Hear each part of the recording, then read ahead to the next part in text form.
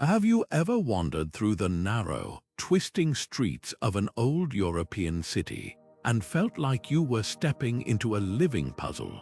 Those winding alleys, sudden dead ends, and unexpected squares weren't accidents. They were carefully crafted solutions to challenges we can barely imagine today.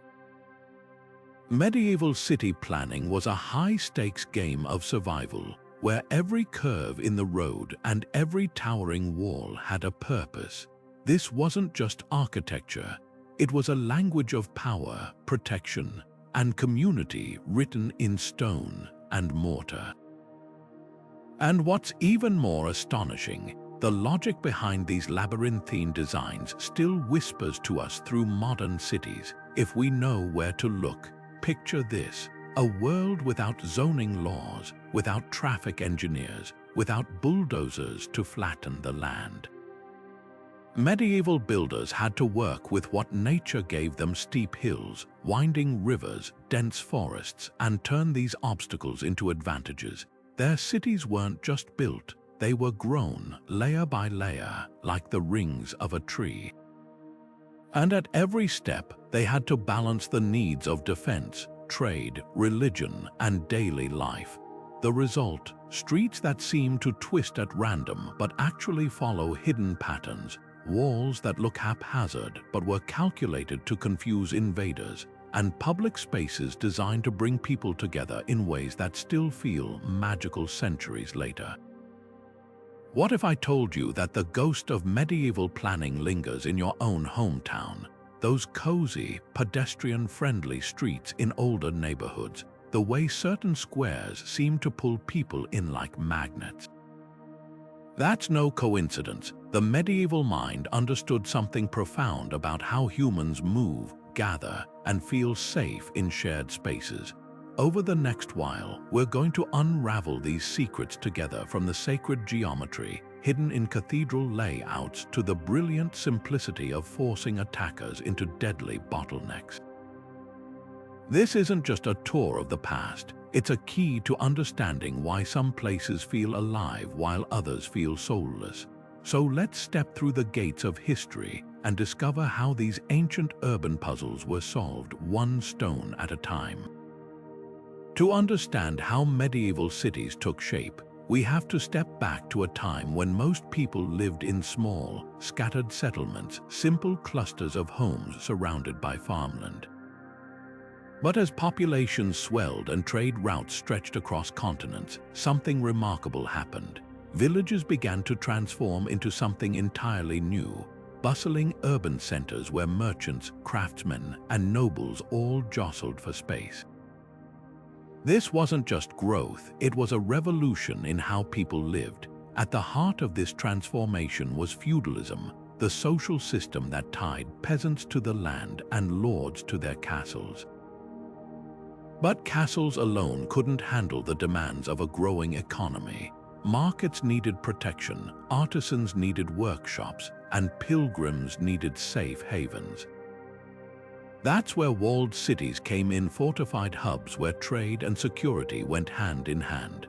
Picture a thriving marketplace surrounded by towering walls, with narrow streets funneling travelers toward the central square.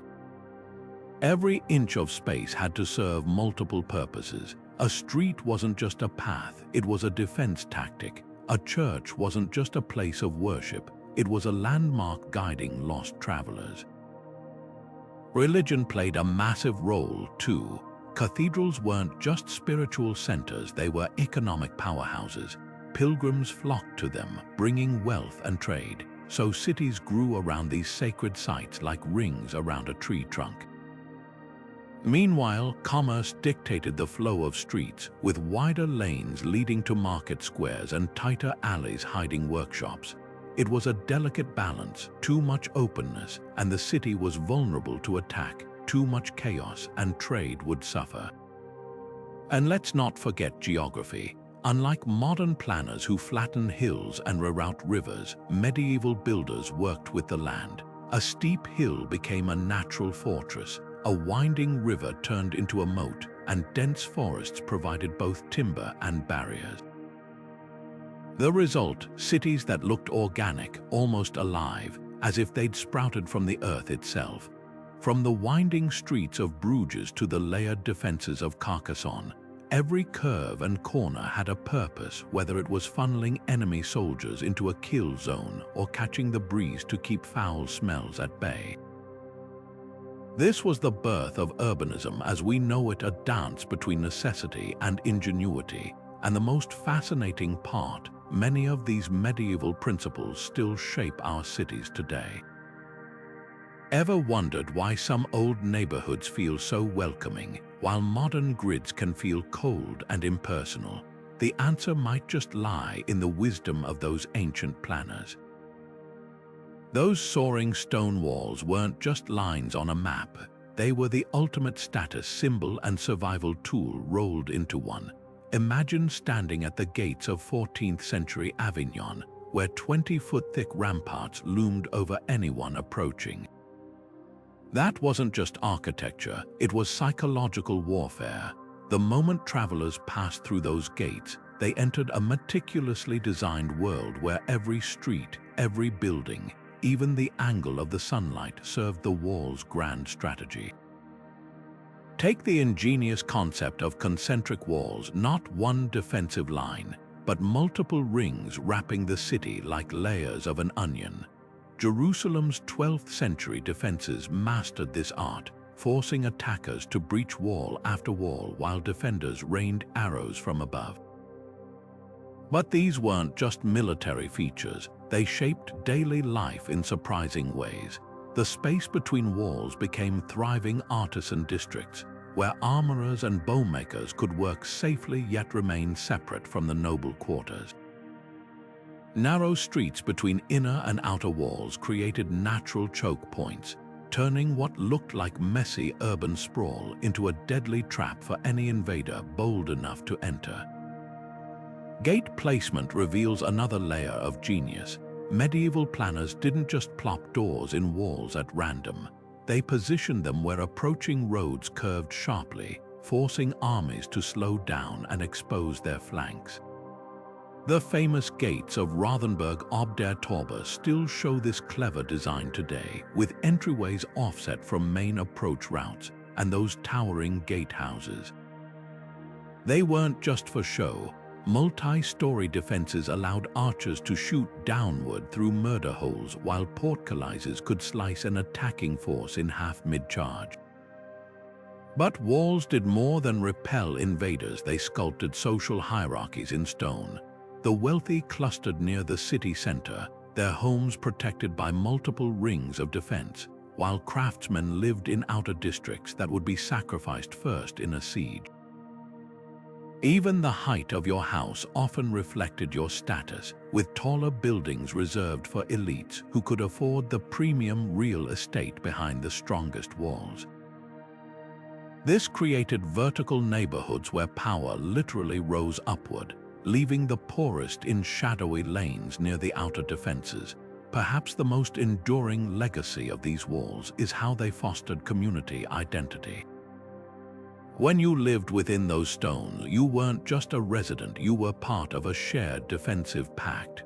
Watchmen patrolled the ramparts, citizens trained with pikes, and every market day doubled as a chance to inspect the walls for weak spots.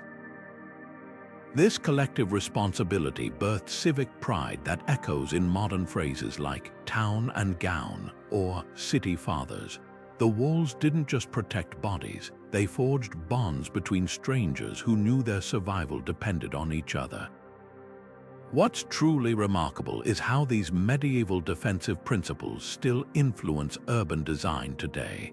Modern, gated communities unconsciously mimic those ancient walls, offering both security and social stratification. Pedestrian zones in European cities often follow the old wall lines, their curves preserving centuries-old defense patterns. Even our instinct to cluster valuable institutions downtown mirrors the medieval impulse to keep treasures safely nested within concentric rings. The walls may have crumbled, but their shadow still shapes how we build and inhabit our shared spaces. Crossing through a medieval city gate was never just about entering. It was a carefully choreographed dance of power, suspicion, and survival. These weren't mere doorways in a wall. They were elaborate checkpoints where every visitor underwent invisible scrutiny. Picture a merchant arriving at the gates of 14th century Nuremberg as dusk fell. The massive iron portcullis hovered overhead like a guillotine, while guards in the flanking towers studied his cargo and demeanor. One wrong move, and those spiked gratings could slam down faster than a heartbeat. The genius of gate design lay in its dual purpose, slowing enemies to a crawl while keeping commerce flowing smoothly. Take the Barbican, a fortified outpost jutting forward from the main wall. At England's Warwick Castle, attackers had to navigate a zigzagging kill zone under overlapping arrow fire before even reaching the inner gate, but for honest traders. Those same twisting passages created natural queuing lanes, allowing guards to inspect goods methodically.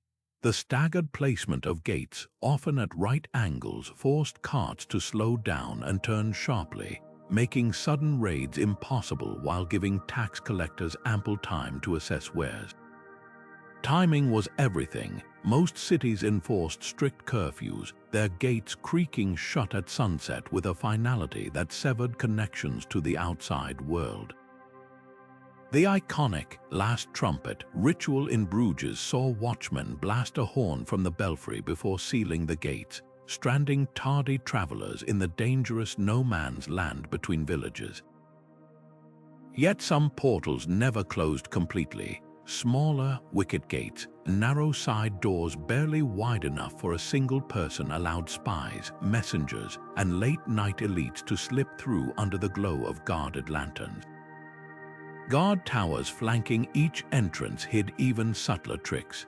Murder holes in their ceilings let defenders pour boiling oil or drop caltrops onto intruders, while arrow slits were angled to give archers overlapping fields of fire.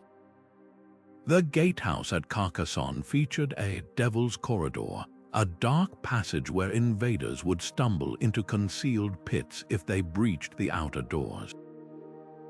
And let's not forget the psychological warfare. Many gates displayed the rotting heads of executed criminals or the shattered siege engines of past attackers, a grisly welcome committee for anyone considering mischief. Commerce and control walked hand in hand here. Market gates often had specialized chambers where clerks weighed goods and collected tolls, their ledgers meticulously tracking every barrel of salt or bolt of silk. In Venice, the Rialto Bridge's guarded ramps ensured merchants couldn't bypass customs, while London's Billingsgate became synonymous with fish inspections so rigorous that inspectors wore scented nosegays against the stench. These weren't just bureaucratic hurdles, they were early forms of quality control and fraud prevention, protecting both the city's reputation and its coffers. What's fascinating is how these medieval gate rituals evolved into modern systems. Those zigzag airport security queues, they mirror the serpentine approaches to ancient barbicans. Customs declarations, direct descendants of toll collectors scrutinizing spice sacks. Even the concept of rush hour reflects the medieval pulse of gate traffic, peasants pouring in at dawn, wagons trundling out by curfew. The mechanisms have changed, but the dance between access and security remains strikingly familiar. Perhaps the most enduring legacy lies in how gates shaped urban identity. To pass through was to transition between worlds, from the chaotic freedom of the countryside to the ordered complexity within. The gate's shadow marked where the king's law began, where community protection outweighed individual liberty. And in that tension between openness and exclusion, our ancestors built systems of trust that still underpin cities today. Every time we badge into an office building or queue at a border checkpoint, we're replaying rituals first codified by medieval gatekeepers 8 centuries ago. Cathedrals didn't just dominate the skyline, they orchestrated the entire city around them like conductors of an urban symphony. Step into Chartres or Notre Dame, and you're not just entering a church, you're walking through a three-dimensional prayer etched in stone, where every arch and aisle whispers secrets of sacred mathematics. Medieval architects didn't use blueprints as we know them. They worked with compasses and ropes, tracing geometries believed to mirror the mind of God. The result, buildings where the ratio of nave to transept might echo the golden mean, and stained glass windows aligned with solstice sunbeams like celestial clocks. This wasn't mere artistry, it was divine engineering. Take the labyrinth embedded in the floor of Rheims Cathedral.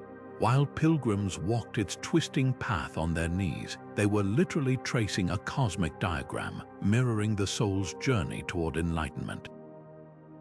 Even the cathedral's east-west alignment held meaning, with the rising sun flooding the altar at Easter dawn, transforming stone and glass into a theater of light.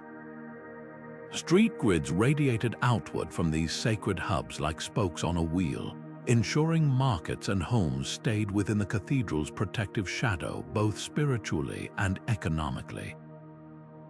The magic lay in how these geometries served dual purposes. Those soaring vaulted ceilings, they weren't just awe-inspiring, they acoustically amplified chants so even the farthest pew could hear the liturgy. Clustered columns might mimic forest groves, symbolizing nature sanctified, while their precise spacing distributed weight so efficiently that walls could dissolve into stained glass mosaics. And consider the humble cobblestone square before each cathedral. Its size often matched the interior dimensions of the nave, blurring the line between sacred and civic space. Marketplaces flourished in these sacred shadows for good reason. Pilgrims needed food, lodging, and souvenirs, so vendors clustered along processional routes, their stalls angled to avoid blocking the cathedral's facade. In Santiago de Compostela, scallop shell symbols embedded in streets still guide modern travelers along medieval trade routes that once fed the cathedral's economy. Even the height of surrounding buildings was controlled. No structure dared overshadow the house of God, preserving sightlines that made the spires seem to pierce the heavens. What's astonishing is how these designs transcended local needs. Despite being centuries apart and hundreds of miles distant, cathedrals from Canterbury to Cologne share uncanny proportional similarities. Cistercian monks circulated ideal floor plans like sacred recipes, while master masons encoded secrets in guild symbols and doodles in the margins of manuscripts. The flying buttress wasn't just an engineering breakthrough, it was a theological statement, proving that faith could defy gravity itself. Today, we've lost none of that wonder. Modern architects still pilgrimage to these sites, measuring the precise angles of Gothic arches to unlock their acoustic and structural secrets. Urban planners study how cathedral plazas naturally draw crowds, applying those lessons to revive dead zones in contemporary cities. And when sunlight streams through rose windows at the perfect hour, even the most secular visitor feels it. That moment when stone and sky conspire to remind us how deeply our ancestors understood the marriage of earth and eternity. The cathedral's greatest trick wasn't building upward toward heaven, but bringing heaven down to walk among us. Market squares weren't just open spaces. They were the living, breathing command centers of medieval urban life. Imagine the scene at daybreak in 14th century Florence. Farmers jostling to display their wares under colorful awnings, money changers rattling coin pouches on wooden tables, and the scent of fresh bread mingling with the tang of leather and spices. This wasn't chaos, it was a meticulously choreographed ballet of commerce and community where every stall placement and trading hour followed unwritten rules honed over generations. The strategic positioning of these squares reveals their importance. Most clustered near major crossroads or cathedral steps, capturing the natural flow of foot traffic like medieval algorithms predicting human movement. In Bruges, the marked square sprawls where two vital trade routes intersect, its cobbles worn smooth by centuries of merchants hauling Flemish wool and Venetian glass. Nearby cities like Ghent and Antwerp copied this blueprint, proving how successful market layouts spread through observation and imitation long before urban planning textbooks existed. Goods followed strict hierarchies in these spaces. Premium real estate near the center went to bakers and butchers, essential vendors who drew daily crowds. The middle rings hosted clothiers and metalworkers, while the fringes accommodated messier trades like tanners and fishmongers, their stalls positioned downwind of the crowd. Temporary fair booths would sprout seasonally along the edges, transforming the square's perimeter into a rotating showcase of exotic imports during trading fairs. In Frankfurt, records show spice merchants paid triple the stall fees of local vegetable sellers, a medieval version of modern retail markup based on foot traffic and prestige. What really brought these squares to life was their role as information hubs. Before newspapers or social media, the market fountain served as the original newsfeed. Town criers made announcements between the morning fish auction and midday bread sales, while travelers shared rumors from distant lands near the wine stalls. In Siena's Piazza del Campo, the sloping pavement itself functioned as a natural amphitheater, allowing thousands to gather for political speeches or public trials without microphones. The same stones that hosted raucous carnivals also witnessed executions, a stark reminder that commerce and justice shared the same stage. Seasonal rhythms gave these spaces their pulse. Weekly markets catered to local needs, but annual fairs transformed cities into medieval supermalls. At England's Stourbridge Fair, so large it required its own temporary court system, merchants from across Europe negotiated deals under striped canvas tents. The Champagne fairs in France operated on a meticulously timed circuit, with 6 cities taking turns hosting throughout the year to maintain a constant flow of goods. These events were so crucial that kings granted special market peace decrees, threatening harsh penalties for anyone disrupting trade, an early form of economic stimulus policy. The legacy of these squares still shapes how we design public spaces today. Modern farmers' markets mimic medieval stall layouts, clustering high-demand items at the center. Pedestrian zones in cities like Copenhagen consciously recreate the human-scale intimacy of ancient market squares. Even stock exchanges evolved from these open-air trading floors, with the Amsterdam Bourse literally building its first structure over a medieval marketplace. The next time you linger in a charming town square, listen closely. You might just hear the echoes of haggling merchants and clinking coins beneath your feet, a testament to the enduring genius of medieval market planning. Beneath the cobblestones of every great medieval city flowed an invisible network more vital than any wall or market water. While we take faucets and flush toilets for granted, our ancestors faced a daily puzzle: how to move this precious resource through stone labyrinths without pumps or pipes. Their solutions ranged from elegant to downright alarming. In Siena, the famous Fontgaia fountain didn't just provide drinking water. It was a hydraulic masterpiece fed by 15 miles of underground tunnels called Bettini, some wide enough to walk through. These secret channels, painstakingly dug by hand through bedrock, sloped at precise angles to keep water moving by gravity alone. Workers known as botanieri patrolled them by lamplight, clearing debris and adjusting clay pipes, medieval plumbers maintaining a subterranean lifeline. Rivers became multitasking tools of urban survival. In Paris, the Seine wasn't just a water source. Its currents powered mills along the Grand Pont while flushing waste downstream from tanneries clustered on the Isle de la Cité. Nuremberg's Pegnitz River was diverted into hundreds of channels, creating an industrial water grid that drove hammers in metal workshops and turned dye vats for textile merchants. But this came with risks. Cities like London learned the hard way that placing butcher shops upstream of breweries could spoil entire batches of ale with blood runoff. Over time, strict zoning emerged, with noxious industries like leather tanning banished to downstream districts where their runoff wouldn't poison drinking wells.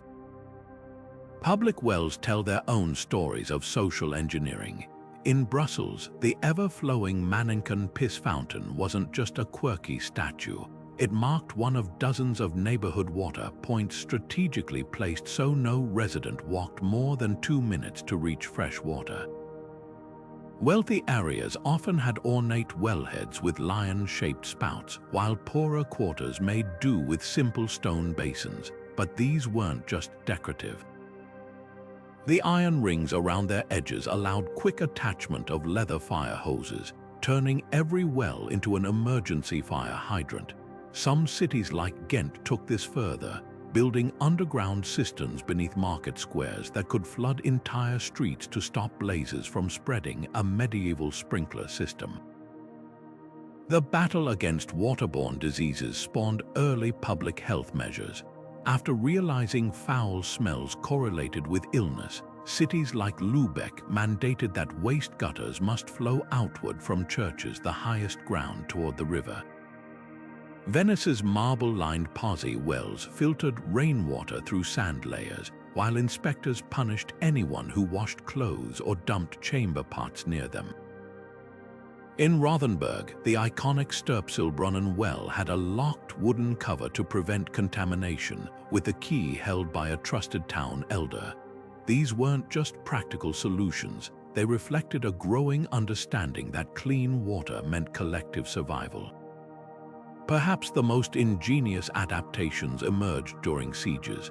Carcassonne's hidden well in the Basilica of Saint Nazaire drew from an underground spring undetectable from outside the walls. Rhodes knights built elaborate rainwater catchment systems into their fortress rooftops, channeling every drop into vast underground reservoirs. When attackers poisoned wells, defenders could switch to secret backup sources like the twin wells beneath Dover Castle, one obvious and sacrificial, the other concealed behind a false wall. Today's urban water systems still carry medieval DNA. Modern fire hydrants follow the same placement logic as those ancient wellheads. Paris's Haussmann-era sewers echo the Bettini tunnel's gravity-fed design. And next time you see a charming old fountain, look closer. That whimsical statue might be the last visible piece of a survival system that once kept an entire city alive. The real genius of medieval planners wasn't just bringing water in, but making sure it could outlast wars, plagues, and the thirst of generations. Those narrow, twisting streets weren't just architectural quirks. They were masterclasses in climate control, security, and social engineering. Walk down a sun-baked alley in Cordoba today, and you'll feel the immediate relief of shade as towering whitewashed walls block the harsh rays. Medieval builders understood this natural air conditioning instinctively, crafting streets just wide enough for a loaded donkey cart but narrow enough to create perpetual coolness. The irregular angles weren't accidents either. They were carefully calculated to funnel breezes between buildings like a stone wind tunnel, while overhanging upper stories provided shelter from rain and snow. In searing Italian summers, these shaded canyons could be 10 degrees cooler than open squares, a life-saving difference before refrigeration existed. Defense shaped every curve of these streets in ways that still baffle modern military historians. That sudden 90-degree turn ahead, it wasn't poor planning. It created a killing zone where archers on rooftops could rain arrows down on invaders trapped in the corner. The seemingly random dead ends, they forced unfamiliar attackers into cul-de-sacs where defenders could pick them off, while locals escaped through hidden passages in house cellars. Even the varying width served purpose. Main thoroughfares allowed some commerce flow, but side streets narrowed progressively until armored knights had to advance single file, their swords useless in the tight space. Rothenburg ob der Tauber preserved this defensive maze perfectly. Its Spittelgasse Street pinches to just 4 feet wide at strategic points, making it impassable for siege engines. Space optimization reached near mathematical precision in these cramped quarters. With city walls limiting expansion outward, medieval planners invented vertical solutions. Houses leaned over streets not from poor foundations but to maximize upper floor square footage, a practice called a jettying that let families gain precious inches with each story. In York's famous shambles, opposing buildings nearly kiss at the roofline, their close embrace preventing rain from drenching the butcher stalls below while creating extra storage above. Even the curves of streets followed property lines tracing ancient land divisions, with each slight bend marking where one family's plot ended and another's began.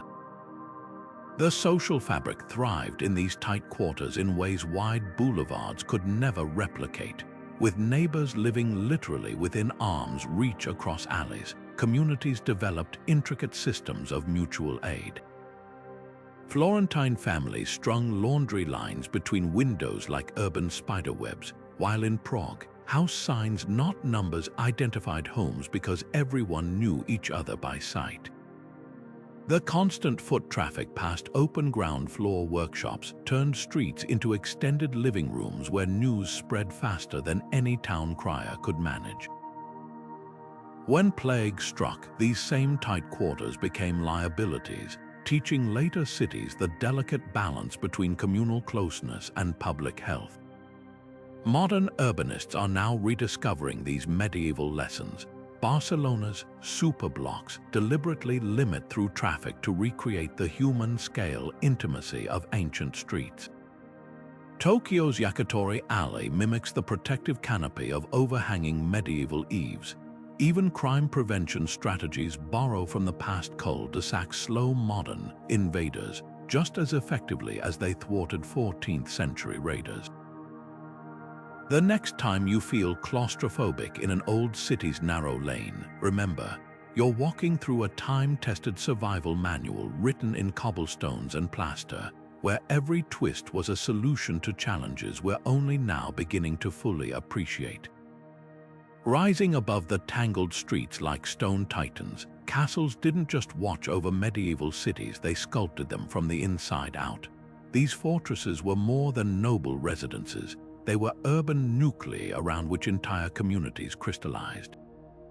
Take the Tower of London, its massive keep strategically positioned where the Thames narrowed, allowing archers to control river traffic while the surrounding walls gave birth to a bustling ward full of barracks, stables, and workshops.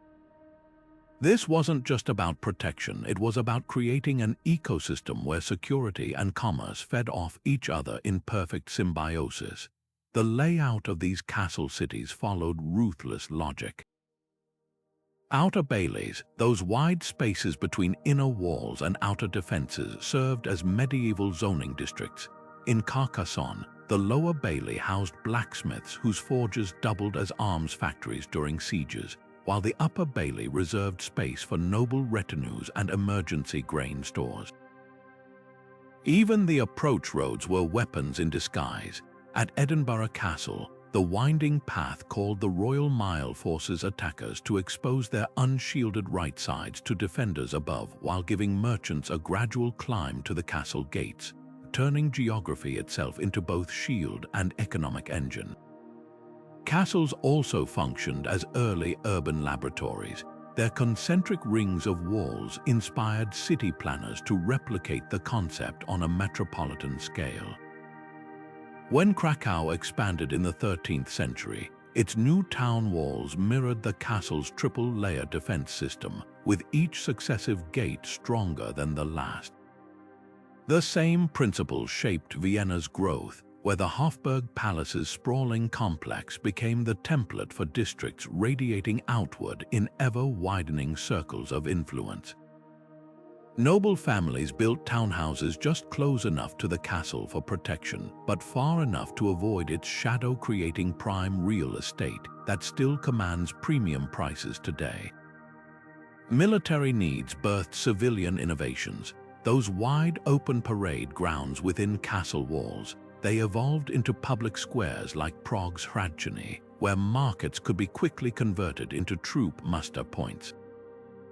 The castle's need for clean water led to aqueduct systems that later served entire cities, like the spectacular cisterns of Constantinople, feeding both the emperor's palace and surrounding neighborhoods. Even something as simple as a castle's elevated position became urban planning gospel. Medieval surveyors quickly realized hills offered not just defense advantages, but natural drainage and ventilation that prevented disease. Perhaps the most enduring legacy lies in how castles dictated social geography. The further you lived from the keep's protective shadow, the lower your status and your safety. In Nuremberg, artisans crowded into the shadow district beneath the castle's looming walls, their workshops benefiting from noble patronage but suffering during sieges. Meanwhile, the cathedral and main market always stood within easy reach of the castle gates, ensuring both church and commerce remained under the ruler's watchful eye. This careful choreography of power and proximity still echoes in modern city layouts, where government districts invariably occupy the highest ground. Whether they're called Capitol Hill or Castle Hill hardly matters. The stones may have crumbled, but their invisible hand still guides where we build and how we live. Walk through the leather district of medieval Cordoba, and your nose would have told the story before your eyes could. The pungent scent of tanning vats mixing with the earthy aroma of freshly dyed hides. This wasn't just a random cluster of workshops. It was a meticulously planned ecosystem where every tradesman's position reflected their status in an invisible hierarchy. Guilds didn't just occupy cities, they built them from the inside out, turning chaotic urban sprawl into a living map of economic and political power. The placement of these craft districts followed ruthless logic. Blacksmiths always claimed spaces near city gates, not just for easy access to iron shipments, but because their constant hammering was deemed too disruptive for central neighborhoods.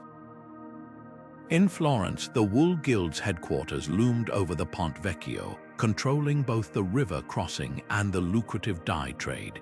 Meanwhile, silversmiths clustered around cathedrals where their delicate filigree work could be admired and purchased by wealthy patrons leaving Mass. These weren't arbitrary choices, they were calculated moves in a high-stakes game of urban chess where proximity to power meant everything. Guild halls themselves were architectural declarations of dominance. The Butchers' Guild in Ghent built their meeting house with a tower taller than some churches, its bloody red bricks announcing their wealth to the entire city. Inside, these buildings functioned as medieval corporate headquarters, complete with apprenticeship schools, quality control labs, and secret vaults holding masterpieces that set industry standards. The Brewers' Guild Hall in Brussels still bears the scars of its original purpose, grooves in the stone floor where master craftsmen tested beer quality by pouring samples to check for sediment. Political influence flowed through these districts like molten metal through a mold. In London, the worshipful company of goldsmiths held such sway that their assay marks became the de facto guarantee of purity across Europe. Venice's glassmakers on Murano Island were virtual prisoners of their craft, forbidden from leaving lest they revealed trade secrets, yet living like royalty in gilt-edged palazzos. The weavers of Ypres went further, financing entire city walls from their textile profits and demanding and getting their own representative on the city council. What's fascinating is how these medieval patterns still pulse beneath modern cities. London's financial district clusters where goldsmiths once weighed coins on Lombard Street. The meatpacking district in New York follows the same logic as medieval butchers rose positioned downwind of elite neighborhoods. Even Silicon Valley's tech campuses echo the guild model, with rival firms nesting close enough to share talent but far enough to guard intellectual property. The physical spaces may have changed, but the human instincts driving them remain remarkably constant. Perhaps the most enduring legacy lies in how these districts cultivated excellence. By concentrating masters and apprentices in tight quarters, medieval cities created perpetual innovation engines. A young painter in Bruges could stroll from his master's studio to the oil pigment vendors, then to the framers' quarter, all before lunch. This density of skill turned cities like Nuremberg into medieval versions of startup hubs, where a swordmaker's breakthrough in steel tempering might inspire improvements in neighboring locksmith shops. The guilds may have vanished, but their greatest lesson endures. When you bring brilliant minds together and give them the tools to compete and collaborate, extraordinary things emerge from the crucible of proximity. While cathedrals dominated the skyline, parish churches quietly shaped daily life at street level, each one a gravitational center pulling neighborhoods into its orbit. Picture a London parish like St. Mary-le-Bow, its modest steeple visible just 3 streets away but commanding absolute loyalty from those within earshot of its bells. These weren't just places of worship, they were the original community hubs, their locations dictating everything from property values to the rhythm of commerce. The radius of a church's bell defined its parish boundaries with acoustic precision. If you could hear the noon chime from your doorstep, you belonged. The street patterns around these churches reveal their social engineering. Unlike cathedral districts with grand radial boulevards, parish neighborhoods grew organically like tree rings. In York, the spiderweb of alleys around All Saints' pavement still follows medieval property lines drawn by families vying to live within the church's protective shadow. Narrow church lanes funneled foot traffic past bakeries and candle makers whose businesses thrived on ritual commerce, selling communion wafers or votive candles. Even the churchyard served dual purposes. By day, a marketplace for scribes and apothecaries catering to literate clergy. By night, a de facto neighborhood watch zone where lanterns burned to deter thieves. Zoning by parish created self-sufficient micro-cities within the metropolis. Paris's left bank still bears the imprint of this system. Each church anchored a distinct trade district with St. Saverin's parish specializing in bookbinders while St. Medard hosted tanners. The annual perambulation ritual saw entire congregations walk their parish boundaries, reinforcing territorial identity while inspecting boundary stones. This wasn't just piety, it was an early form of municipal management, with priests often serving as de facto mayors resolving disputes over garbage collection or noise complaints. Church architecture itself manipulated urban flow.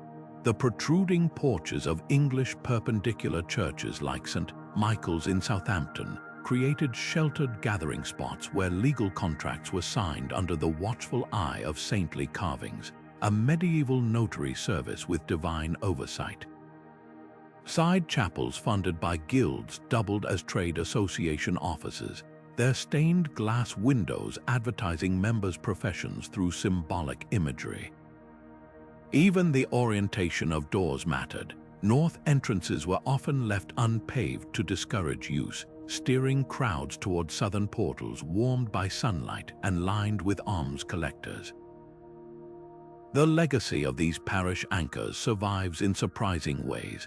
Modern school districts and voting precincts often follow ancient parish boundaries. Suburban subdivisions unconsciously replicate the spoke and wheel layout around clubhouses or pools.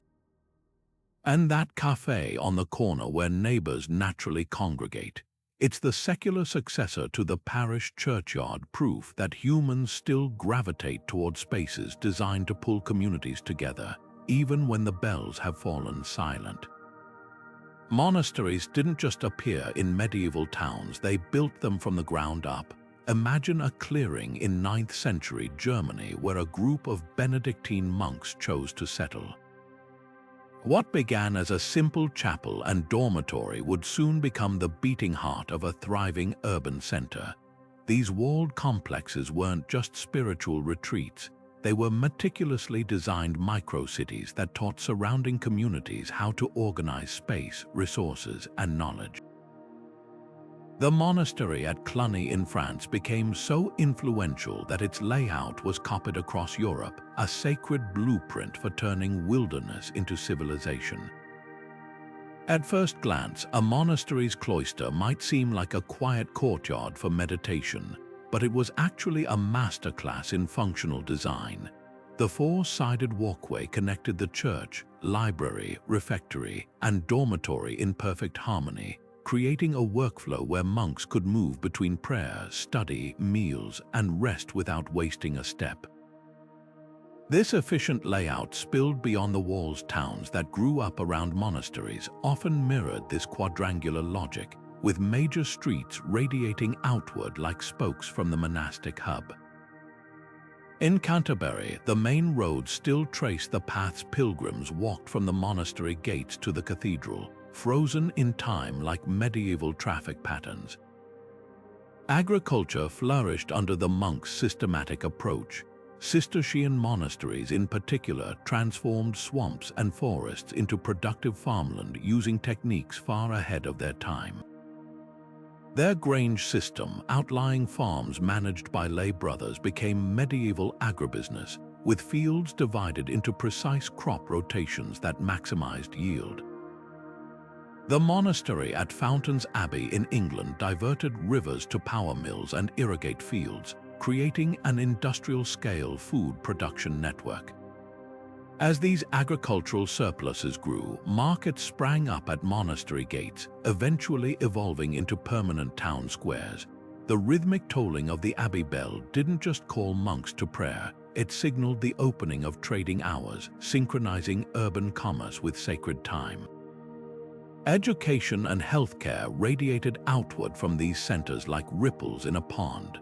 Monastery scriptoriums preserved classical knowledge while training scribes whose skills were coveted in emerging bureaucracies. The famous medical school at Salerno traced its roots to a Benedictine infirmary where monks recorded herbal remedies. Even the humble monastic guesthouse became the prototype for inns and hospitals, with their separate wings for travelers, the sick, and the poor. Walk through the old town of St. Gallen in Switzerland, and you're tracing the skeleton of a 9th century monastery plan so detailed it included specifications for herb gardens and chicken coops, an entire urban ecosystem on parchment. Perhaps the most enduring monastic innovation was their water management. The elaborate plumbing systems of monasteries put royal palaces to shame. At Royaumont Abbey near Paris, channels carried fresh spring water through the infirmary kitchen for hygiene, then onward to flush latrines before finally feeding the fish ponds, a closed-loop system that wouldn't be matched for centuries. Towns adopted these hydraulic tricks, with public fountains and bathhouses appearing first near monastic settlements. The monks' obsession with cleanliness created unexpected urban legacies. When Vienna's monks insisted on stone-lined drainage channels, they inadvertently laid the groundwork for the city's famous sewer system. The monastery's true genius lay in its adaptability. As these complexes grew wealthy from land holdings and donations, they became medieval versions of mixed-use developments. The Abbey of Saint-Riquier in France boasted 17 chapels, schools, workshops, and even a prison, a one-stop shop for spiritual and practical needs. This model inspired later civic centers, where town halls, courts, and markets clustered together for convenience. Next time you pass a university campus with its dining halls, libraries, and housing all within walking distance, you're seeing the ghost of monastic planning, a 1,000-year-old idea about how knowledge and community should share space. Long after their walls crumbled, monasteries left invisible fingerprints on our cities. That park in your neighborhood with walking paths and quiet corners. It echoes the cloister's blend of nature and contemplation, the farmer's market that sets up every Saturday, a direct descendant of monastic surplus distribution. Even our modern obsession with work-life balance owes something to the rule of Saint Benedict, which carefully portioned each day into labor, study, and rest. The monks may have sought isolation, but in teaching us how to live together, they built the foundations of urban life itself. Behind the harmonious facades of medieval cities lay deliberate divisions, shadowed neighborhoods where walls served not to protect but to isolate. Jewish quarters weren't simply ethnic enclaves, they were carefully engineered containment zones, often wedged between the protective shadow of the castle and the noxious fumes of tanneries. Take Venice's Ghetto Nuovo, established in 1516 on a cramped island where foundries had previously operated.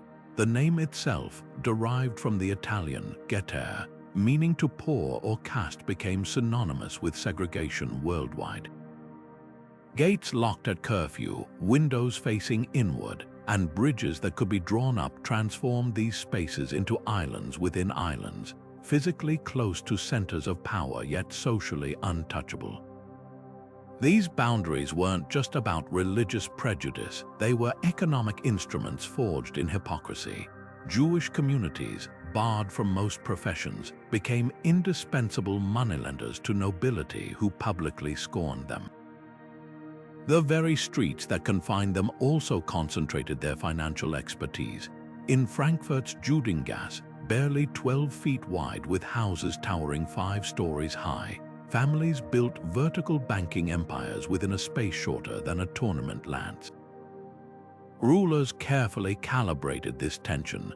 Jewish quarters were positioned close enough to palaces for quick loans, but sufficiently distant to stage pogroms when debts needed erasing. The architectural irony was brutal. The same fortified walls that kept Jews out during prosperous times became traps when mobs turned violent. Marginalization followed predictable urban patterns. Leper colonies occupied abandoned gatehouses or marshy outskirts, their residents required to carry clappers warning of their approach. In Paris, the Coeur des Miracles slum housed beggars and outlaws in a maze of leaning shacks deliberately designed to confuse authorities. Even execution grounds followed this logic. London's Tyburn gallows stood at the city's western edge, where prevailing winds would carry the stench of rotting corpses away from fashionable districts. These weren't accidents of urban growth, but calculated placements reinforcing social hierarchies through geography. The legacy of these divisions lingers in subtle ways. Modern financial districts often overlap with medieval Jewish quarters, their glass skyscrapers standing where pawnshops once operated. The word ghetto itself has traveled through centuries, mutating but never losing its original imprint of forced separation. And those picturesque alleyways tourists love to photograph. Some gained their charming irregularity because marginalized communities built additions and passages outside official city plans, creating organic architecture born of necessity. The stones remember what history books often smooth over, that the medieval city was as much a machine for maintaining power as it was a wonder of engineering. When the Black Death swept through Europe in the mid-14th century, it didn't just kill millions, it burned permanent lessons into the fabric of cities. Imagine the horror of Florence in 1348, where corpses piled so high in alleyways that the stench carried for miles. This wasn't just a medical crisis, it was an urban design failure laid bare. In the aftermath, survivors made radical changes that transformed cramped medieval warrens into cities that could breathe. Narrow streets once valued for their defensive advantages suddenly became death traps, forcing planners to tear down buildings and widen lanes, not for carts or crowds but for sunlight and air. Venice took this further, inventing the world's first quarantine system by diverting incoming ships to the isolated island of Lazaretto Vecchio, where crews waited 40 days 40 giorni, the origin of the word quarantine, before docking. Cemeteries tell their own grim story of this redesign. Before the plague, burials happened in crowded churchyards at the heart of communities, convenient for mourners, but disastrous when thousands died in weeks. Paris solved this by carving massive burial pits beyond the city walls at Saints Innocents, while London's Church of St. Olave built a charnel house to stack bones like firewood. But the most lasting innovation came from Pisa, where planners created the Camposanto, a walled cemetery with open cloisters designed to let decomposing bodies vent miasmas upward rather than seep into groundwater. These weren't just practical fixes, they marked a seismic shift in thinking about how cities should manage the living and the dead. Sanitation became a matter of survival. The once common practice of dumping chamber pots into streets gave way to elaborate waste systems like Siena's underground Bettini tunnels, repurposed to flush filth from artisan districts. In Lübeck, officials mandated that every household install iron rings on their doors to hang disinfectant herb bundles, while Nuremberg's butchers were banished downstream after scientists noticed higher death rates near slaughterhouses. Even architectural styles adapted. The half-timbered houses of Rouen gained steeply pitched roofs not for charm, but to shed plague-tainted rainwater away from doorways. The plague's invisible hand reshaped social geography too. Wealthy families fled cramped city centers for country estates, inadvertently inventing suburban sprawl. Markets moved from shadowy squares to open fields where contagion spread less easily, creating the blueprint for modern farmers' markets. Hospitals, once tiny annexes of monasteries, became sprawling institutions with isolation wards, the earliest version of zoning for public health. Perhaps the most haunting legacy lies in what didn't change. Despite all the reforms, many medieval street patterns proved too entrenched to alter completely. Walk through the old quarter of any plague-scarred city today, and you'll still find alleys barely wide enough for two people to pass, ghostly reminders of an era when defense mattered more than disease. Yet every time you see a public park where a cemetery once stood, or notice how your neighborhood's widest streets trace ancient plague-era clearances, you're witnessing the aftermath of history's deadliest game of urban chess. The Black Death taught cities a brutal lesson. Survival depends not just on strong walls, but on designing spaces that let life and air flow freely. Medieval cities didn't just fear invaders, they lived in constant dread of an enemy that could reduce their wooden worlds to ash in hours. The Great Fire of London in 1666 might be famous, but it was just one of hundreds of catastrophic blazes that forced medieval planners to rethink how cities should be built. Picture a typical street in 14th century Rouen, towering half-timbered houses leaning so close their upper floors nearly touched, their thatched roofs like tinder waiting for a spark. One careless candle or cooking fire could unleash a firestorm that would leap from roof to roof faster than a man could run, leaving entire neighborhoods in smoldering ruins. This ever-present threat birthed some of history's first building codes. After a devastating fire in 1236, the city of Stralsund in Germany mandated that all new roofs use clay tiles instead of thatch, a radical shift that spread across the Baltic trading network. Venice took it further, banning wooden construction entirely after fires repeatedly gutted its dense islands. Their solution, requiring brick and stone for exterior walls, giving us those iconic Venetian facades we admire today. Even the spacing between buildings became regulated, with Nuremberg insisting on minimum gaps that could slow flames, medieval fire breaks hidden in plain sight. The humble chimney tells its own story of fire prevention. Early medieval homes simply had holes in the roof, allowing sparks to escape and often land on neighboring roofs. By the 1300s, masonry chimneys became mandatory in cities like Siena, where officials would inspect homes annually like early fire marshals. Thatched roofs didn't disappear overnight, but savvy homeowners began covering them with lime wash, a primitive fire retardant that could buy precious minutes during a blaze. Some of the cleverest adaptations emerged from tragedy. After fire destroyed much of Riga in 1298, the city required all new buildings to have removable wooden stairs that could be pulled up to isolate flames. Lübeck's merchants funded special firewatch towers where guards scanned the horizon with buckets of water and sand, ready to sound the alarm. Even the iconic stepped gables of Northern European architecture served a purpose. Their stone partitions acted as firewalls, stopping flames from spreading laterally across rooftops. Water infrastructure evolved alongside these building codes. The ornate public fountains dotting medieval squares weren't just decorative. They doubled as emergency water reserves with iron hooks for hanging leather fire buckets. In Ghent, underground cisterns beneath market squares could flood entire streets on command, creating makeshift fire lanes. London's medieval guilds maintained specialized firefighting teams with hand-pumped engines, precious tools reserved for protecting key civic buildings when entire residential blocks were left to burn. The legacy of these fireproofing measures still shapes our cities today.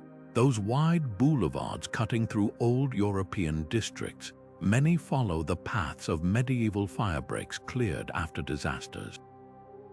Modern roofing materials owe their origins to those early tile mandates, while building inspectors trace their authority back to the chimney checkers of medieval Siena. Next time you see a fire escape on an old building, look closely. You might just be seeing the great-grandchild of a 14th century survival strategy, proof that even in the face of repeated devastation, medieval planners never stopped learning how to build a safer world from the ashes. A stone bridge in medieval Europe was more than just a river crossing. It was an economic engine disguised as architecture. Take London Bridge, its 19 arches spanning the Thames like a comb raking gold from the water. Every cart that rumbled across its uneven planks paid tolls that funded the city's growth, while the bridge itself became a bustling marketplace with multi-story shops built right into its structure. But this wasn't unique to London. From the fortified Ponte Vecchio in Florence to the seven-arched bridge at Avignon, these crossings functioned as urban choke points where geography and commerce collided with spectacular results. The placement of bridges followed ruthless economic logic. Cities deliberately built them where rivers narrowed just enough for construction, but still forced ships to stop and unload. In Cologne, the strategic position of the Hohenzollern Bridge forced Rhine barges to transfer goods to smaller vessels, creating a natural transshipment hub where dockworkers and warehouse owners grew wealthy. Meanwhile, Regensburg's Steinernbruck became the only stable Danube crossing for miles, guaranteeing that every east-west trade route funneled through its arches, a medieval version of an economic stimulus package carved in stone. Toll systems turned bridges into cash machines. At the Pont d'Avignon, merchants paid different rates depending on whether they carried salt from Burgundy or wool from Provence, with armed guards ensuring no one circumvented the collection booth. Some cities got creative with their tolls. The bridge at Örebro in Sweden accepted payment in butter, while London Bridge's Bridge House records show fees collected in nails, timber, and even live chickens for the bridge keeper's supper. These weren't arbitrary charges. They were carefully calibrated to maximize revenue without strangling trade, a delicate balance that could determine whether a city thrived or withered. The areas surrounding bridges became prime real estate for specialized industries. Tanneries clustered downstream where the river could carry away their foul runoff, while mills lined the banks to harness water power. The rhythmic pounding of fulling mills in Troyes became known as the bridge's heartbeat. Upstream, clean water industries like breweries and dye works flourished, their products protected from contamination.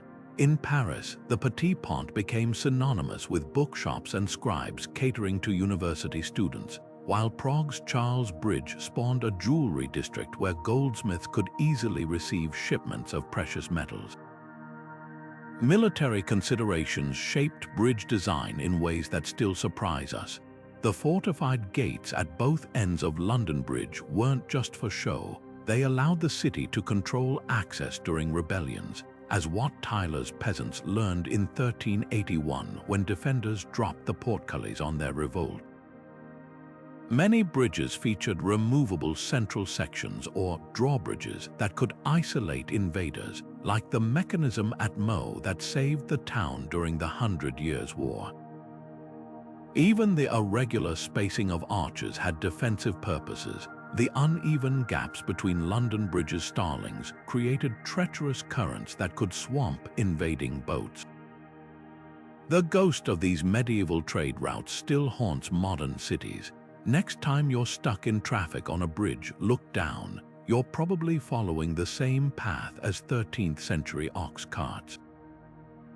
Those vibrant neighborhoods at either end of old bridges, they grew from the inns and warehouses that first served medieval travelers. And when modern planners debate whether to build a new crossing, they're replaying an ancient calculation that where you place a bridge doesn't just connect two pieces of land, it forges the destiny of everything that grows around it. Beneath the cobbled streets of countless medieval cities lay the ghostly outlines of Roman ambition, grids so precise they still dictate traffic flow 15 centuries later. When medieval builders stumbled upon these ancient foundations, they didn't see ruins, they saw opportunity. Take the French city of Arles, where the medieval town square nestles perfectly within the oval footprint of a Roman circus, its stone seating repurposed into house foundations. This wasn't nostalgia, it was pragmatism.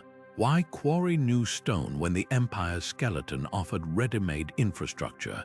The Roman Forum in London became the site of the Guildhall, its classical columns literally supporting medieval power structures. Aqueducts tell an even more fascinating story of adaptation. Those soaring arches that once carried water to Roman baths didn't fall silent when the empire crumbled. In Segovia, medieval engineers simply patched the cracks and rerouted the channels, transforming a pagan water system into a Christian one. The aqueduct at Metz became the spine of a new neighborhood, its hollow channels converted into workshops and homes, early examples of adaptive reuse. And when Toulouse's medieval tanners needed running water, they didn't build new conduits, they cleared the Roman ones clogged with centuries of debris, restoring the ancient flow to fuel their leatherworks. The collision of Roman grids and medieval organic growth created urban palimpsests still visible today. Walk through Cologne's old town, and you'll notice a sudden shift from crooked alleys to ruler straight streets, the invisible line where medieval builders gave up trying to fight the Roman street plan beneath. In York, the medieval shambles follows the curve of an ancient Roman road like a vine clinging to a trellis, while Barcelona's Gothic quarter hides Roman walls inside apartment buildings like fossilized secrets. Perhaps the most ingenious reuse occurred in places like Trier, where the massive Roman basilica, once an emperor's throne room, became the bishop's palace. The medieval stonemasons didn't just occupy the space, they absorbed its authority, letting the weight of history legitimize their power. Even the rubble told stories. Broken Roman statues were ground into mortar for cathedral walls, quite literally turning emperors into holy cement. These layered cities became living archaeology. When a 12th century well digger in Paris hit a Roman mosaic, it wasn't discarded. It became the floor of a wealthy merchant's cellar, a private museum centuries before the concept existed. The Roman amphitheater in Lucca didn't vanish. Its oval shape fossilized into the Piazza dell'Anfiteatro, where medieval houses grew like mushrooms on the ancient bleachers. Every reused column, every repaved road was a silent conversation between eras, proving that the best urban planning isn't about wiping the slate clean, but reading the palimpsest of the past to write the future. Beyond the towering safety of city walls, a different kind of urban life pulsed in the medieval suburbs, less protected but no less vibrant. These sprawling outskirts weren't empty buffers.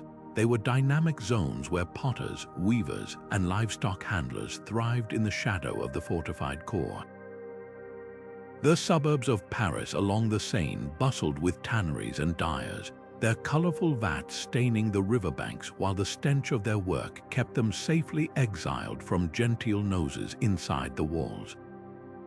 Yet this banishment came with unexpected advantages: cheaper rents, space for large workshops, and direct access to roads bringing raw materials from the countryside. The layout of these suburbs followed a distinct logic. Major roads radiated outward from city gates like spokes on a wheel, lined with inns catering to travelers barred from entering after curfew. In Canterbury, the suburb of St. Dunstan's grew along the London Road, its taverns and stables serving pilgrims who arrived too late to pass through the West Gate. Meanwhile, industries requiring fire or foul smells, blacksmiths, lime burners, brickmakers clustered in the Liberties, zones just beyond the walls where their smoke wouldn't choke urban residents. York's Walmgate suburb still bears the marks of this arrangement, with its mix of medieval timbered houses and the faint scars of long-vanished kilns. Vulnerability shaped every aspect of suburban life. Without walls, residents relied on natural barriers like rivers or steep ditches. London's Southwark suburb turned the Thames into its moat, while Norwich's over-the-water district used the winding Wensum as protection. Some suburbs built their own makeshift defenses. The cloth-working suburb of Saint-Germain in Paris erected wooden palisades during the 100 Years' War, creating a second-tier barrier that slowed attackers if the main walls fell. Yet when danger came, suburbanites often found themselves sacrifices during sieges. Defenders routinely burned outskirts to deny cover to attackers, leaving families homeless but the inner city intact. The social fabric here was strikingly different from the walled city. Suburbs attracted recent migrants, peasants fleeing feudal obligations, journeymen between guild positions, even outcast groups like lepers or actors. This mix created surprising cultural hubs. London's Bankside suburb became synonymous with theatres and bear-baiting pits, while the left bank of Paris evolved into a scholars' district around the fledgling university. Unlike the tightly regulated guilds inside the walls, suburban craftsmen often operated outside formal systems, leading to both innovation and shoddy work. The term substandard literally originated from goods produced beyond city oversight. Religious institutions often anchored these fringe communities. Monasteries established in suburbs controlled vast lands for agriculture while offering spiritual services to those excluded from parish churches. The Abbey of Saint-Germain-des-Prés in Paris ran its own markets and courts, creating what amounted to a small town outside the city. Similarly, hospitals like London's St. Bartholomews settled beyond walls where they could isolate the sick yet remain accessible to travelers, a medieval version of zoning for public health. What's fascinating is how these medieval patterns persist in modern urban sprawl.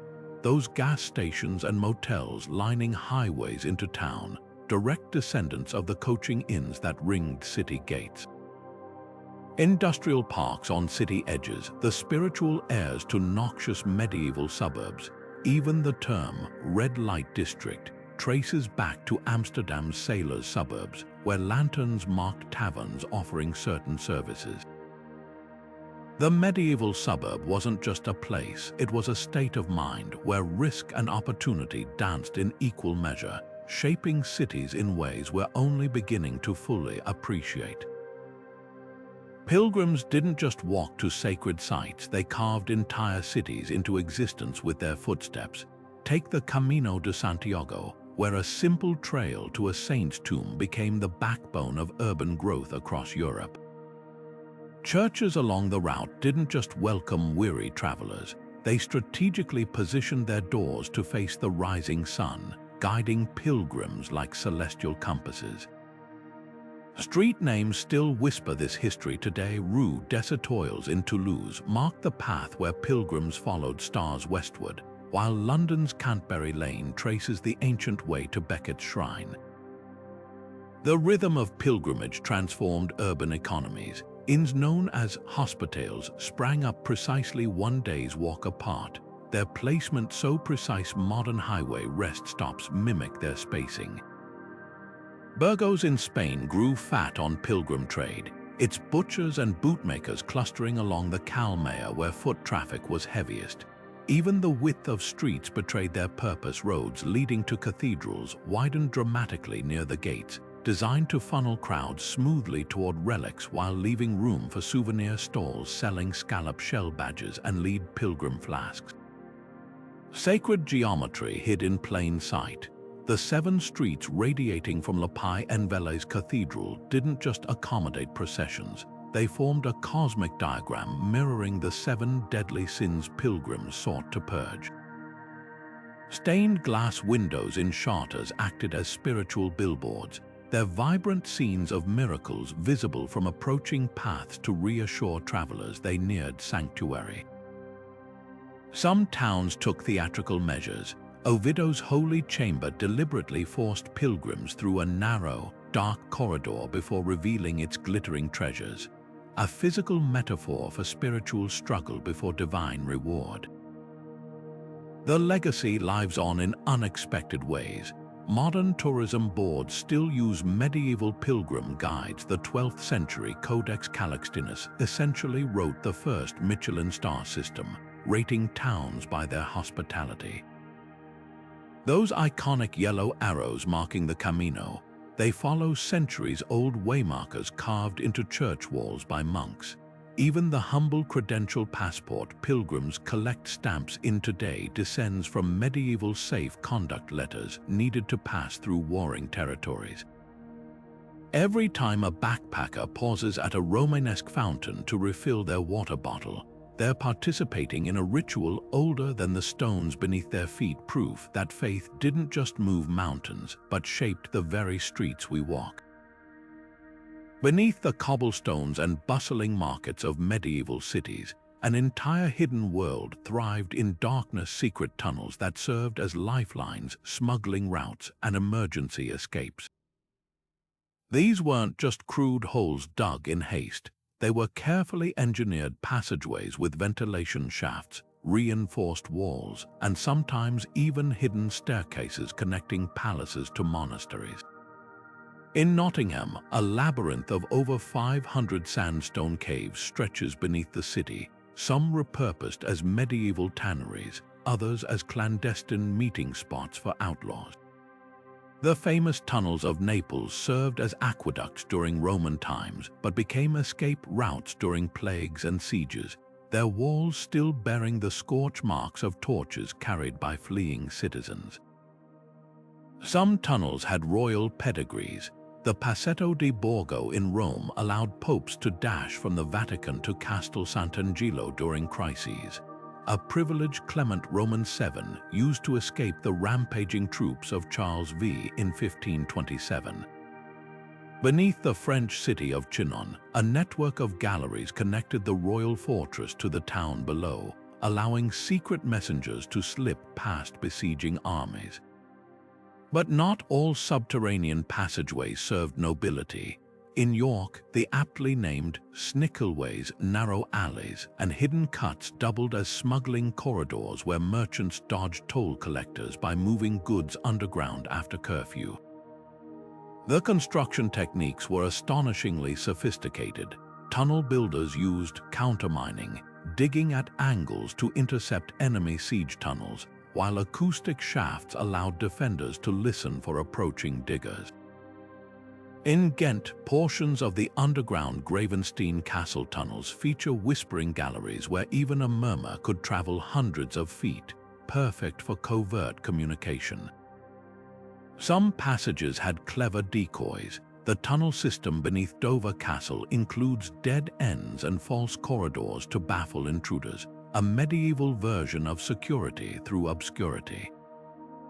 Religious orders were particularly adept at exploiting these hidden networks. Cistercian monks built tunnels between their abbeys and local villages to distribute alms discreetly, while Cathar heretics in southern France used underground channels to evade Inquisition raids.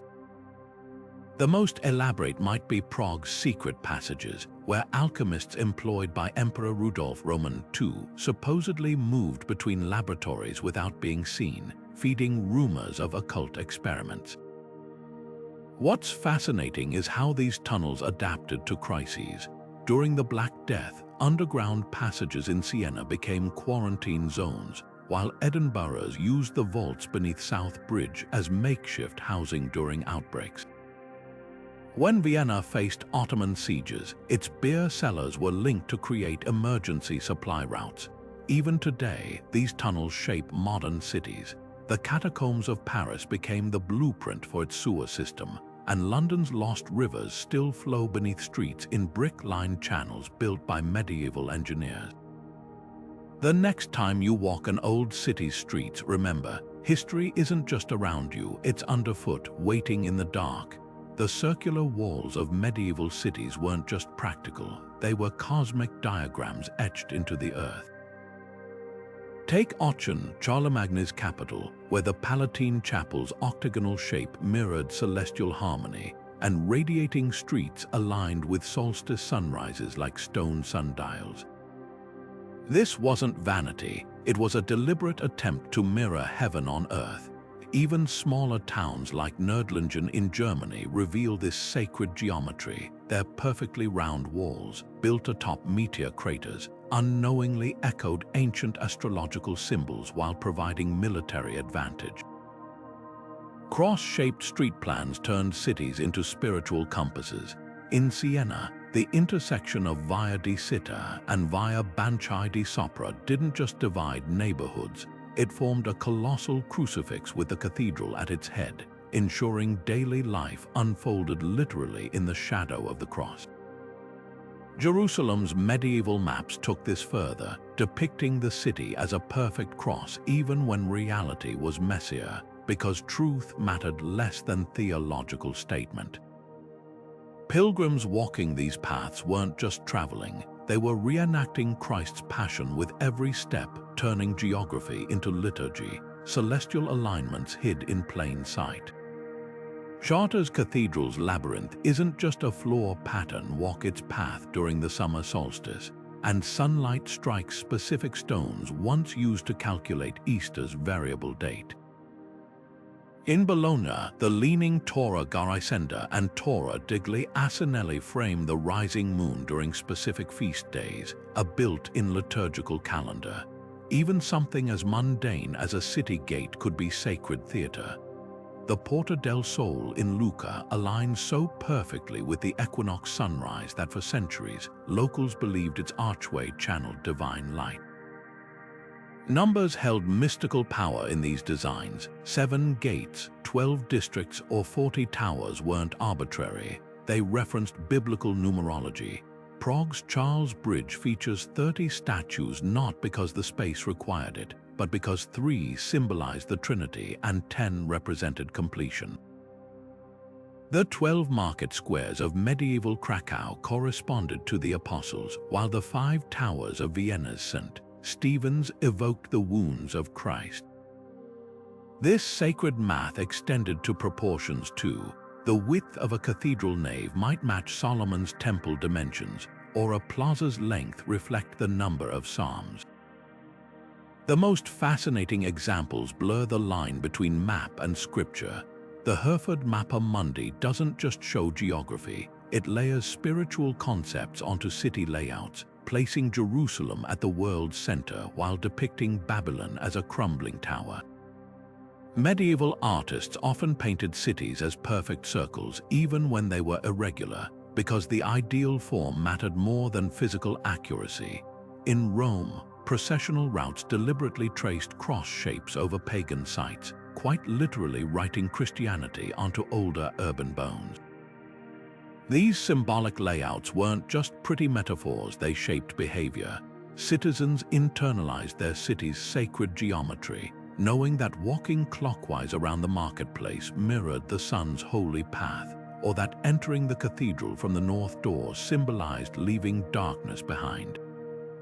Even today, when we feel drawn to circular plazas or find comfort in symmetrical streetscapes, we're responding to design principles our ancestors imbued with cosmic meaning. The stones still whisper their secrets if we learn to listen. Medieval cities pulsed with women's labor, though you'd hardly know it from most history books. Step into the bustling markets of 14th century Paris, and nearly half the stalls would be run by women fishwives shouting prices over wooden barrels, silk merchants unfurling bolts of fabric, alewives testing batches with practiced sips. These weren't exceptions. Guild records from Cologne to York show women dominating certain trades, from brewing to lace-making. Yet their workspaces tell a hidden story. Unlike male artisans who occupied permanent stone shops, female vendors often worked from temporary trestle tables that could be dismantled at curfew, their claim to public space literally folded up each night. Convents offered a different kind of urban footprint, walled islands of female autonomy where abbesses wielded power rivaling mayors. The convent of Sant'Antonio in Florence didn't just house nuns, it operated as a textile empire with looms humming in vaulted workrooms, exporting fine wools across Europe. Their high windows faced inward toward tranquil cloisters, but the back gates opened to busy streets where apprentices delivered dyestuffs and merchants haggled over finished cloth. This duality seclusion intertwined with commerce shaped entire districts. In Strasbourg, 7 convents formed a ring around the city center, their sprawling orchards and breweries functioning as green belts long before urban planning formalized the concept. The streets themselves held gendered dangers and opportunities. Narrow alleyways leading to communal ovens or wells became informal meeting points where women exchanged news and negotiated loans, despite civic laws forbidding them from formal banking. In London's Cheapside, the Women's Quarter near the Church of St. Mary le Bow wasn't an official designation. It emerged organically as widows inherited shops and trained daughters in crafts. Even the architecture adapted. Houses with separate street-level workshops let women like Nuremberg's famous brass founder Helena Krellen manage businesses while technically remaining domestic. Some spaces inverted expectations entirely. Bathhouses, often assumed to be male domains, were frequently run by women who not only heated the water but served as early pharmacists, compounding herbs for steam treatments. York's public laundries along the Ouse River became de facto women's courts where marital disputes were settled amid the slap of wet cloth on stones. And in Mediterranean ports like Marseille, women controlled entire wharf districts, their multilingual shouts mediating between sailors and spice merchants. The darkest shadows fell on marginalized women.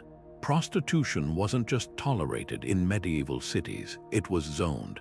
Southampton's Winchelsea district stood conveniently near the docks but upwind of respectable neighborhoods, its wooden houses painted red as both advertisement and warning. More haunting are the traces of women who existed in architectural limbo. Anchoresses walled into tiny cells beside churches, their barred windows serving as spiritual advice booths, or the beguinages of the Low Countries, self-contained villages where unmarried women created parallel societies with their own rules, workshops, and even currencies. What emerges isn't a simple tale of restriction, but a complex dance between design and defiance. When Siena's statutes mandated that all brothels be built with rear exits into alleys, they didn't account for how those back channels would become escape routes for abused wives. The same city walls that kept women inside at night also let milkmaids form pre-dawn collectives to pasture cows on common land. Every constraint bred innovation, like the Venetian courtesans who turned their balcony-lined homes into salons, leveraging visibility into influence. The medieval city was never just a man's world. It was a chessboard where women learned to move diagonally when straight paths were barred. Step into the smoky glow of a medieval tavern, and you'd find far more than ale sloshing in wooden tankards. You'd stumble into the beating heart of urban life. These dimly lit halls functioned as the internet, stock exchange, and town hall of their era, all rolled into one. Take London's Boar's Head in near Eastcheap, where merchants sealed deals over spiced wine while pickpockets worked the crowd and scribes penned letters for illiterate travelers. The strategic placement of these establishments wasn't accidental.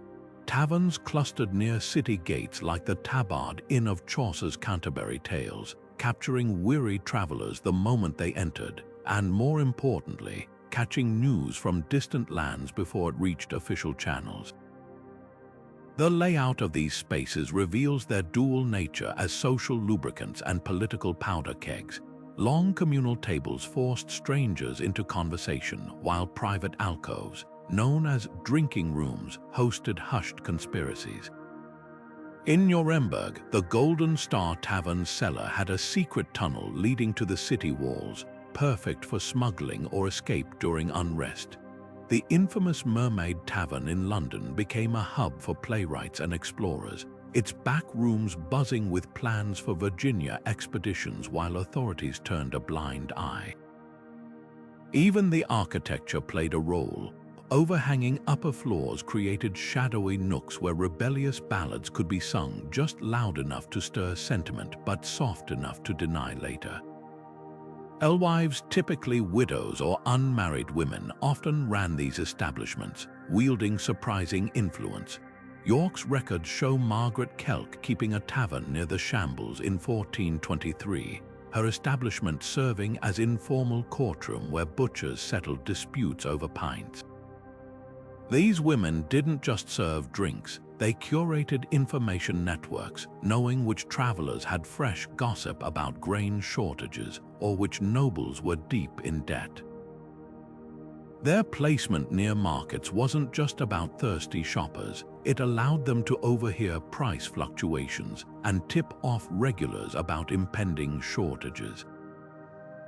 Rebellions frequently fermented in these unassuming spaces. The Peasants' Revolt of 1381 allegedly brewed in Essex taverns where radical priest John Ball preached equality between sips of cheap mead. In Germany, the Bundscha uprising against feudal taxes was plotted in rural inns, their rustic benches scratched with cryptic symbols of resistance. Authorities knew the danger after Jack Cade's rebellion. English kings banned taverns from locking their doors, ensuring spies could always enter unexpectedly. Yet attempts to regulate failed spectacularly. When Prague's council limited tavern hours, brewers simply dug underground cellars to continue serving in secret. The tavern's legacy lingers in modern urban decay. Coffee houses inherited their role as information exchanges, while hotel bars still facilitate business deals in hushed corners. Those charmingly crooked pubs lining old market squares, their uneven floors and low ceilings aren't just quaint, they're frozen snapshots of a time when public houses were the crucibles where cities forged their identities, one whispered rumor and clinking glass at a time. The thunder of cannons in the 15th century didn't just shatter castle walls, it obliterated an entire philosophy of urban design. When Ottoman gunpowder batteries reduced Constantinople's legendary defenses to rubble in 1453, every city planner in Europe shuddered. Those towering stone barriers that had defined medieval life for centuries were suddenly as useful as parchment against a flame. But this wasn't just a military revolution, it was an invitation to reimagine what cities could be. The Renaissance didn't merely paint pretty frescoes, it drafted blueprints for a new urban reality where beauty and order replaced fear and fortification. Florence became the laboratory for this transformation, where medieval streets had twisted like startled snakes. Architects like Brunelleschi now imposed geometric clarity. The Piazza della Santissima Annunziata wasn't just a square, it was a manifesto in stone, its perfect symmetry and harmonious proportions declaring that citizens deserved light and space as much as safety. Wide, straight avenues like Via Larga, now Via Cavour, weren't aesthetic whims. They were calculated to allow carriages and cannon to move freely. Even the humble palazzo changed, shedding defensive towers for elegant facades with large windows that welcomed sunlight rather than repelling arrows. Gunpowder's indirect effects reshaped cities in surprising ways. As walls lost their defensive value, their shadows became prime real estate. Paris tore down its fortifications to create the Grands Boulevards, while Vienna converted its glacis, the deadly kill zone outside its walls, into the lush Ringstrasse parks. The very concept of suburb flipped. Where once it meant vulnerability, it now signaled prestige, as nobles built villas beyond the old city limits to escape crowding and disease. London's elite fled the walled city for Westminster's open spaces, creating a template for modern commuter patterns centuries before trains existed. Printing presses accelerated this urban metamorphosis. Architectural treatises like Alberti's De Reedificatoria spread Renaissance ideals faster than any medieval guild's secrets could travel. Suddenly, a mason in Krakow could study Roman aqueduct designs, while a Dutch engineer replicated Venetian sanitation systems. This explosion of shared knowledge birthed standardized solutions from sewage designs to street widths that made cities healthier and more predictable. No longer would each town reinvent the wheel. Urban planning became a science with rules anyone could learn, yet the medieval city refused to die completely. Walk through Rome today, and you'll find Michelangelo's elegant Campidoglio square built atop the ancient tabularium, its curves softening but not erasing the stern medieval senatorial palace. In Prague, the Jewish quarter's cramped lanes survived Haussmann-style renovations because some patterns of human interaction proved too deeply rooted to uproot.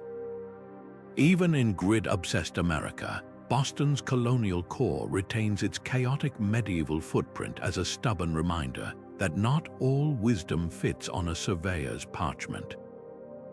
The true testament to medieval urban genius lies in what we've unconsciously preserved.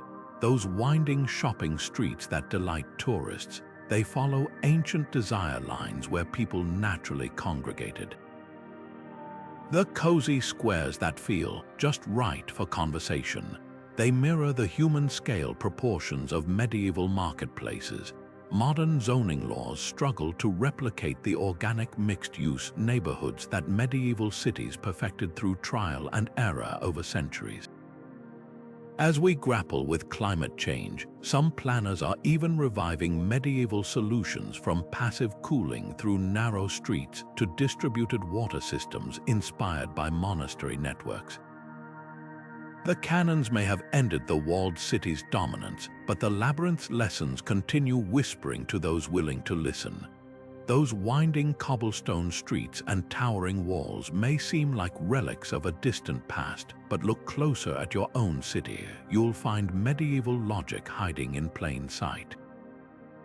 Gated communities with their guarded entrances and private security, they're the spiritual descendants of walled medieval boroughs, trading portcullises for keycard readers, but keeping the same promise of safety through exclusion. Even the layout tells the same story. Modern suburbs often cluster luxury homes around a central clubhouse or golf course, mirroring how nobles built their mansions within easy reach of the castle gates. The psychology hasn't changed, just the building materials. Pedestrian zones in cities like Copenhagen or Barcelona reveal another medieval revival. Those car-free plazas lined with cafes aren't just trendy urban planning. They're a return to the human-scale markets of the 14th century, where streets were designed for foot traffic, not horsepower. The Ramblas in Barcelona follows the exact width of its medieval predecessor, wide enough for processions but narrow enough to feel lively, and those ubiquitous outdoor seating areas. They're the modern equivalent of tavern benches spilling onto the cobbles, turning public space into shared living rooms just as medieval alehouses once did. The most striking parallel lies in mixed-use neighborhoods, a term planners love today but medieval cities perfected centuries ago. Walk through Boston's North End or London's Shoreditch, and you'll find apartments above bakeries, offices beside workshops, all humming together in organic harmony. This wasn't some utopian vision, it was pure pragmatism. When your butcher, candlemaker, and lawyer all lived within shouting distance, everyone saved time and energy. Modern zoning laws spent decades undoing this efficiency before realizing our ancestors had it right all along. Even traffic management owes debts to the Middle Ages.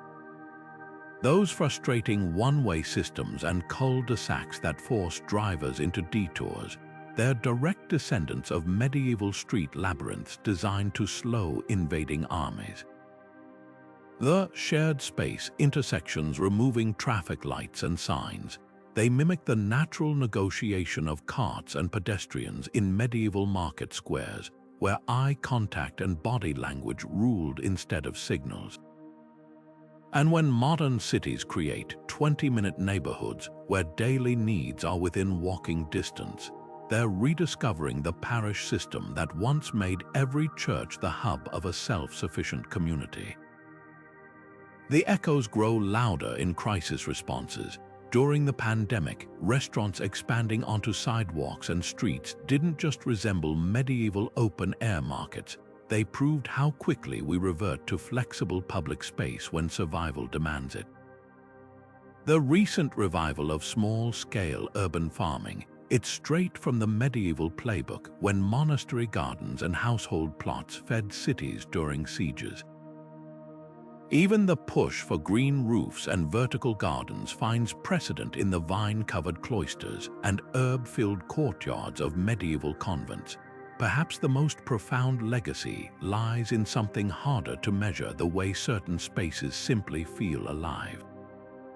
There's a reason tourists flock to old quarters like Prague's Mala Strana or Edinburgh's Royal Mile, while ignoring sleek modern developments. Medieval planners intuitively understood what neuroscientists now confirm: that irregular sightlines, textured surfaces, and human-scale proportions trigger deep cognitive comfort. Their messy streets followed natural desire paths rather than abstract grids, creating organic networks that still guide urban designers today. When a modern plaza succeeds, it's often because it channels this ancient wisdom, prioritizing chance encounters over efficiency, beauty over uniformity, community over isolation.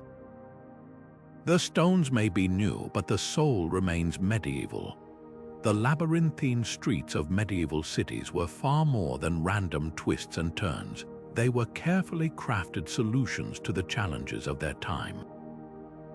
Every curve in the road, every sudden dead end, every towering gate wasn't just a quirk of history, but a deliberate answer to the pressing questions of survival, faith, and community. The next time you find yourself wandering through an old European quarter, pause for a moment. That narrow alleyway wasn't built to confuse tourists, it was designed to slow invading armies, funnel cooling breezes through summer heat, or guide pilgrims toward sacred spaces with nothing more than the angle of sunlight on stone. What's truly remarkable is how these medieval solutions still resonate today. Modern urban planners are increasingly turning to these ancient blueprints for inspiration. Those cozy pedestrian zones we love in cities like Bruges or Salzburg, they're not accidents, they're the legacy of market squares designed for human connection rather than traffic flow. The mixed-use neighborhoods now championed by forward-thinking architects, medieval cities perfected this centuries ago, with workshops, homes, and shops woven together in organic harmony. Even our struggle with urban heat islands finds answers in medieval design. The narrow streets and overhanging buildings of old quarters naturally create shade and airflow that modern glass towers can't match. But perhaps the most enduring lesson lies in how medieval cities balanced function and meaning. A cathedral wasn't just a place of worship, it was a celestial calendar, a community hub, and an economic engine all in one.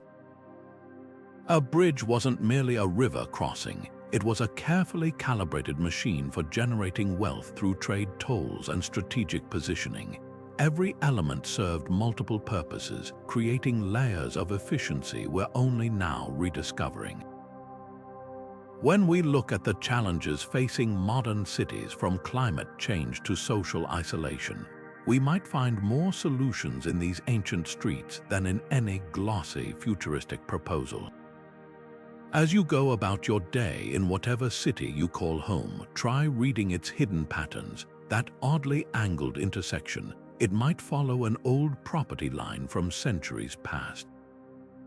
That park with the unusual shape, perhaps it traces the outline of long demolished walls.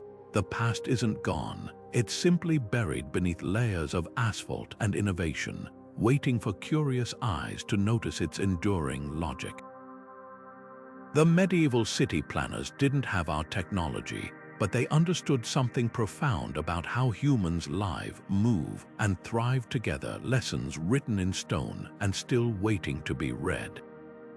If this journey through the secrets of medieval cities has sparked your curiosity, consider this an invitation to look closer at the world around you. History isn't confined to textbooks, it's embedded in the very streets we walk every day. Share your own discoveries in the comments below. Have you noticed any fascinating urban designs in your city that echo medieval principles?